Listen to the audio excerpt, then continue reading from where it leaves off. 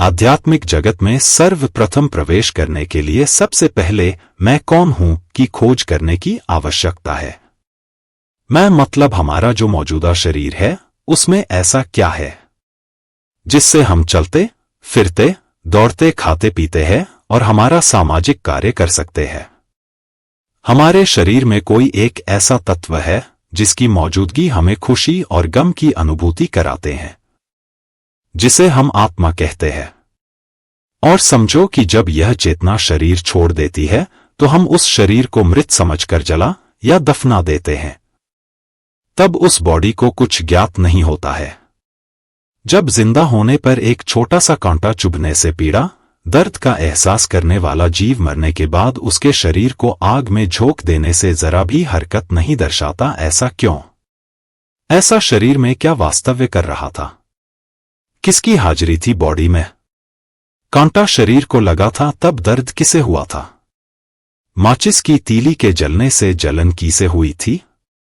किसी ने अपमान किया तो गुस्सा किसको आता था? लोग मान देते थे तो खुशी से कौन समाता नहीं था?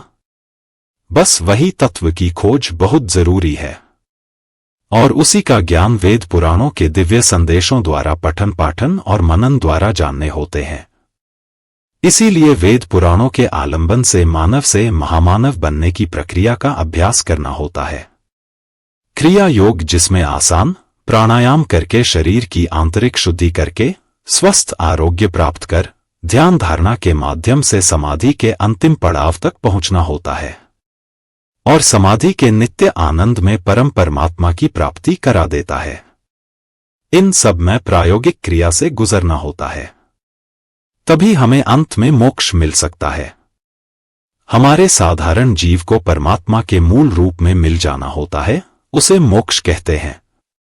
उसी की आत्म साक्षात्कार रूपी अनुभूति प्राप्त करके मोक्ष रूपी नवनीत प्रसाद प्राशन करने का अलभ्य फल प्राप्त होता है, जिससे फिर कभी हमारा जन्म ही ना हो और जिसके प्राप्त हो जाने से मनुष्य जन्म में भोगने पड़ते सुख दुख को हमेशा के लिए तिलांजलि मिल जाती है। आइए तो ऐसे गूढ़ विषय में प्रवेश करते हैं।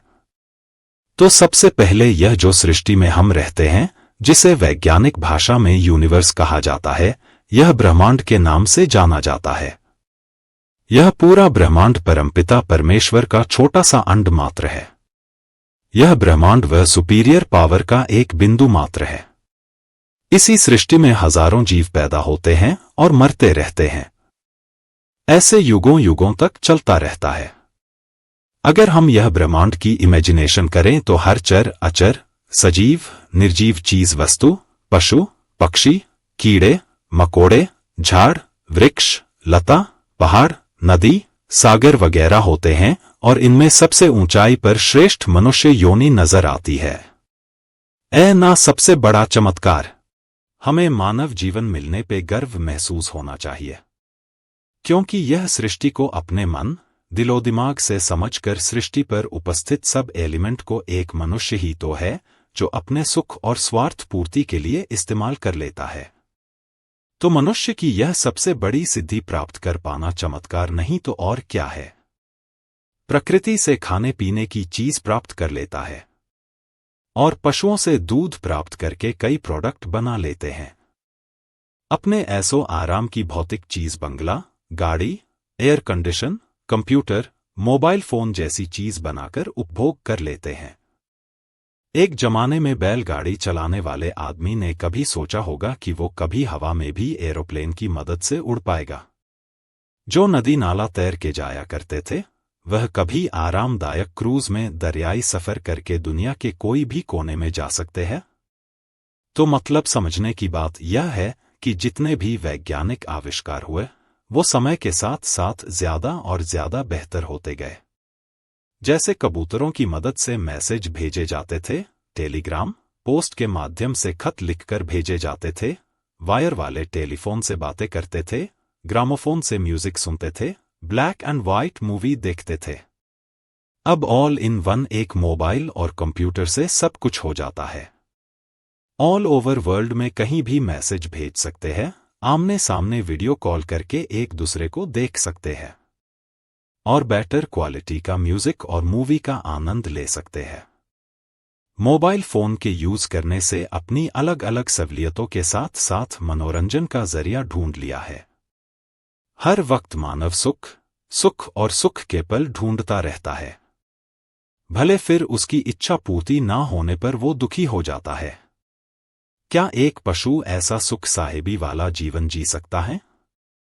मनुष्य अपने शौक के खातिर पालतू जानवर पालते हैं, जैसे कुत्ता, बिल्ली, गाय, भैंस, बकरी, घोड़ा, गधा या कोई भी जानवर। वह अपने मालिक यानी मानव के स्वाधीन होता है। घोड़ा मालिक को सवारी का आनंद देता है। गधा सामान ढोने के काम आता है। गाय, भैंस, बकरी से दूध मिलता है। बस जैसे सब योनि मानव सेवा के लिए हो। मनुष्य अपने विचार शक्ति को इस्तेमाल करके सृष्टि में प्रकृति और हर कोई चीज पर आधिपत्य जमा करके उनका इस्तेमाल कर लेता है। प्रकृति के जल तत्व के उपयोग से पृथ्वी में अनाज, फल, फूल उगाकर अपने मनभावन स्वादिष्ट खाना बनाकर खाते हैं। फल की पौष्टिकता से शरीर उन्नत करते हैं और रोग मुक्त रहते हैं। अग्नि तत्व आग के समुचित उपयोग से अनेकों धंधा रोजगार चलते हैं। जमीन के अंदरूनी हिस्सों से पेट्रोल, डीजल, कोयला, सोना, चांदी जैसी मूल्यवान खनिज तत्व को ढूंढ लेता है। वायु रूप में कई गैस तत्व को खोज करके ईंधन की तरह इस्तेमाल कर लेते हैं। आकाश तत्व में भी उड़ान भरने लगे हैं। चांद तक पहुंच गया इंसान। तो फिर इससे बड़ा चमत्कार मानव के लिए क्या हो सकता है? यह हुई मानव की खुद की इनोवेटिव रंगीन दुनिया की। परंतु आध्यात्म ये कहता है कि मनुष्य जन्म ये सब विषय भोगने के लिए नहीं मिला है। मनुष्य को संसार में रहते हुए त्याग और वैराग्य का पालन करते हुए मोक्ष की प्राप्ति करनी चाहिए। तब जाके मानव जीवन की सार्थकता है। मोक्ष मतलब हम सब परमपिता परमात्मा के अंश रूप से प्रकट हुए हैं और अंत में उन्हीं के रूप में मिल जाना है। उसी को मोक्ष कहते हैं। तब जाके सवाल ये उठता है कि हम यानी हमारा जो देह दिखता है उसमें ऐसा क्या है? हमारी जो हस्ती इस दुनिया में है उसकी पूर्व भूमिका क्या है? हम जिस दुनिया में रहते हैं उसका निर्माण कैसे हुआ? उसका निर्माता कौन है? हमारी आजू बाजू हमारे जैसे और भी कई मानव तन, पशु, पक्षी, वृक्ष, नदी, पहाड़, आकाश, गगन, चांद, तारे, सूर्य है। उसकी उत्पत्ति कैसे हुई? प्रकृति जिसे हम कुदरत के नाम से जानते हैं। कुदरत ने ऋतुओं का चक्र निर्माण किया है, गर्मी, सर्दी और बारिश। समय समय पे ऋतुएं बदलती रहती है। उसे कौन बदलता रहता है? रात दिन कैसे निश्चित समय से होते रहते हैं? रात को चांद और तारों को रोशनी कौन देता है?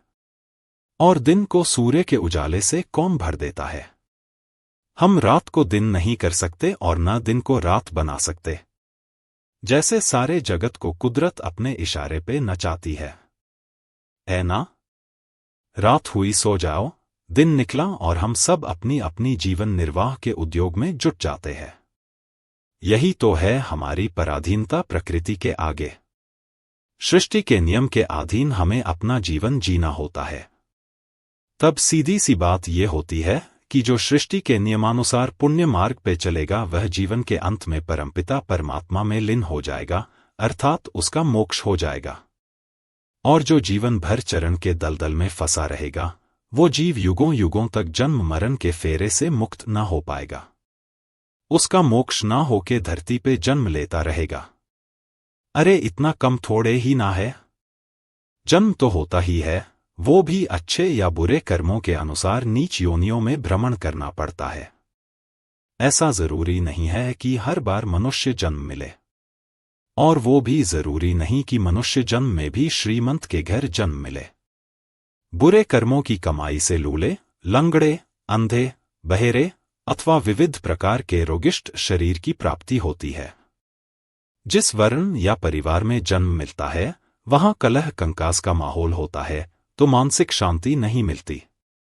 धन संपत्ति भरपूर हो तो फिर कोई संतान न होने का दुख होता है।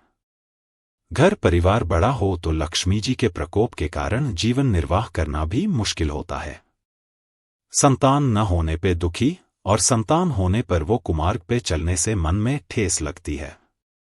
संतान के बालपन में उसकी पढ़ाई लिखाई का तनाव, बड़े होने पे उनके रोजगारी की चिंता, उनकी शादी की चिंता, शादी होने पे उनके परस्पर मनमुटाव होके झगड़े होने से चिंता, फिर पुत्र के यहाँ संतान न होने की चिंता।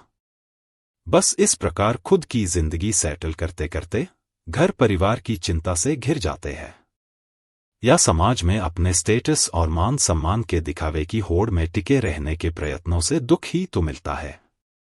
अगर श्रीमंत न हो फिर भी कर्ज के बोझ तले बंगला, गाड़ी, सोना, चांदी लोगों को बताने के लिए इकट्ठा करते हैं, और फालतू में सिर्फ वही लोग सबसे सुखी होने का दावा करने के चक्कर में मानसिक रूप से दुखी रहने की कीमत चुकाते हैं। क्या मतलब है ऐसे दिखावे की खुशी का? एक गरीब मजदूर एक झोंपड़े में भी कम सहूलियतों से जीवन जी के खुश रहता है, क्योंकि वो कर्मों के अच्छे बुरे फल देने वाले अटल कायदे को बदल नहीं सकता, और उस वक्त वो अपने ही किसी बुरे कर्मों का फल भोग रहा होता है।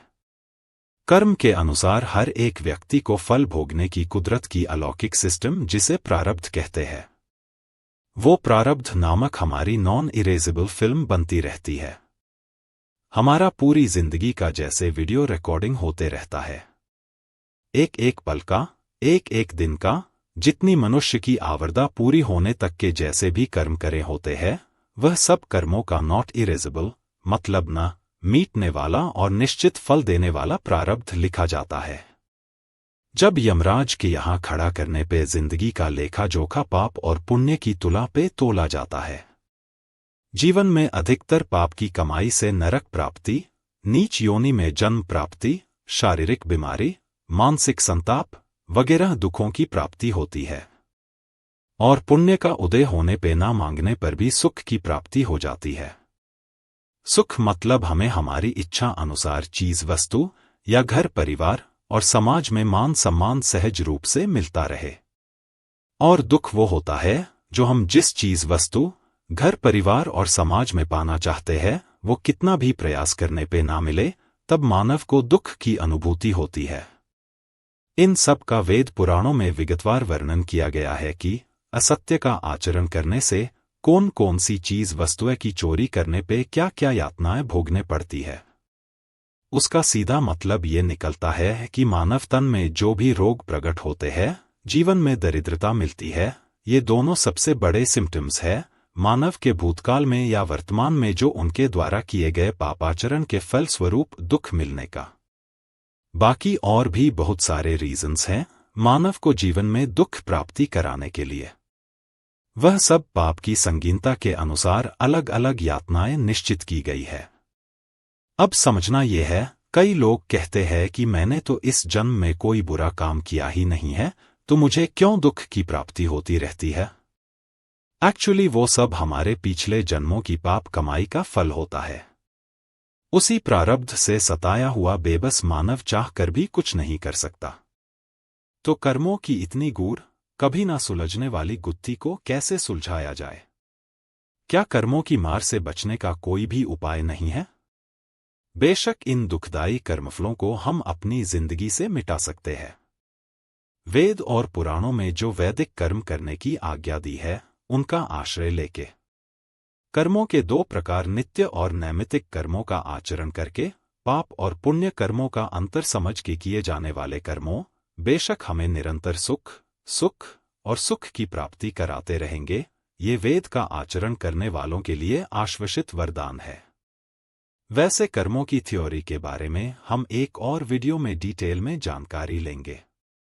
बस तो इतना बेसिक नॉलेज काफी है आध्यात्मिक जगत में प्रवेश करने वाले जिज्ञासु के लिए।